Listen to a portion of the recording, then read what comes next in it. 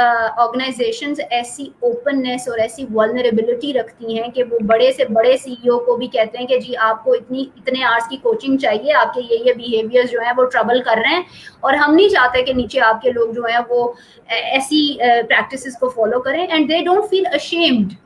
हमारे यहाँ हम ये समझते हैं कि अगर मैं बॉस बन गई हूँ या मैंने एक कंपनी की बड़ी पोजीशन पे पहुंच गई हूँ तो मैं समहाउ अब बियॉन्ड एरर हूँ और मुझे अब मजीद प्रोफेशनल डेवलपमेंट की जरूरत नहीं है या मेरे बिहेवियरल इश्यूज को फिक्स करने की जरूरत नहीं है।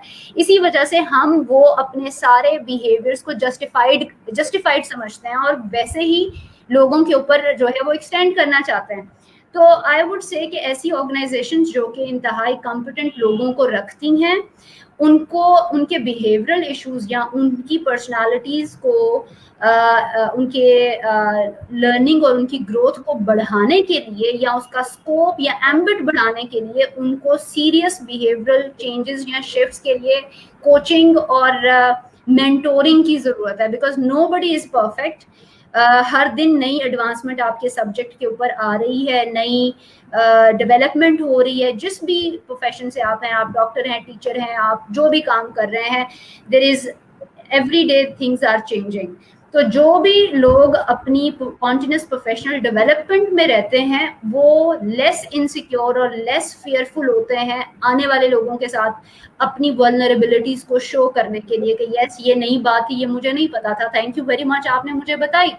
बट ज्यादा जो सीनियर लोग होते हैं या कॉलीग्स होते हैं वो they don't want to share their lack of information or lack of knowledge to their junior people, because they feel intimidated by their knowledge, by their competence, by their smartness. So ये जो हमारे actually behavioural problems हैं उनमें हमारे जो खौफ हैं, जो हमारी इनसिक्योरिटीज हैं, जो डीप रूटेड इनसिक्योरिटीज हैं, वो एक्चुअली एट प्ले होती हैं और वो हमें अच्छा बनने या अच्छा ताल्लुक बनाने में जो है वो सपोर्ट नहीं करती। सही। So given you've managed to tell about कि crux basically क्या है, कि workplace politics let's say क्यों grow करती है, it's because there are insecurities and people don't want to discuss them, rather they want to keep it to themselves and then they try to show down other people कि अगर हमें नहीं पता तो हम इनको नीचा दिखाते हैं। So अलायंसेस let's देखें ना, हाँ अलायंसेस बनाने का मतलब ही ये है कि आप इन्फ्लुएंशियल हैं। अगर आपके पास पावर ऑफ वीटो है, आप किसी की हायरिंग नहीं होने देंगे। आपके पास आपकी सुनी जाती है तो आप किसी का इंक्रीमेंट नहीं लगने देंगे। basically you आपकी can जो है make and break anybody। Absolutely. तो अब आप अपनी कॉम्पिटेंस से नहीं वहां पर रुके हुए, आप अपने उस क्या उसे कहना चाहिए मोनोपोली की वजह से रुके हुए हैं, जिसकी वजह से आपको इख्तियार मिला हुआ है, ऑटोनॉमी मिली हुई है कि आप किसी को भी टर्मिनेट कर सकते हैं, किसी को भी हायर कर सकते हैं।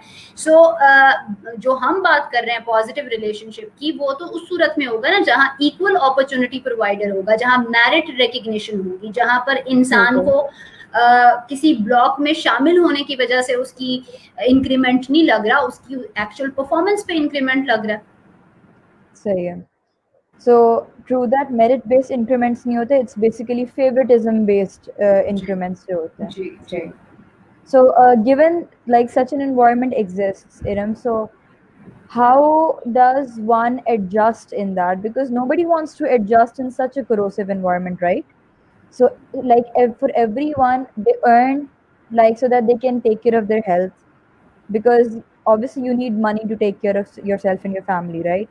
So let's say you are part of a privileged company that has a great name, as you said, great salary and everything. So how does one make sure that even in that corrosive environment you're able to survive? We all survive in So no, all these bitter environments because we so have no, to. without the mental health being affected to such an extent that you eventually leave it, because most of the turnovers in the companies are because people get fed up after being talked upon about from their superiors, right? Usually people who join a company tend to leave within a year or so, because and usually what they say is our boss wasn't good to us. It's one of the most straightforward reasons that people come up with. So you cannot just keep on leaving a job over and over and over again. So how do you like stick in a corrosive environment without your mental health being affected? I think हम trade off करते हैं, जैसे आपकी society एक society के collective consciousness है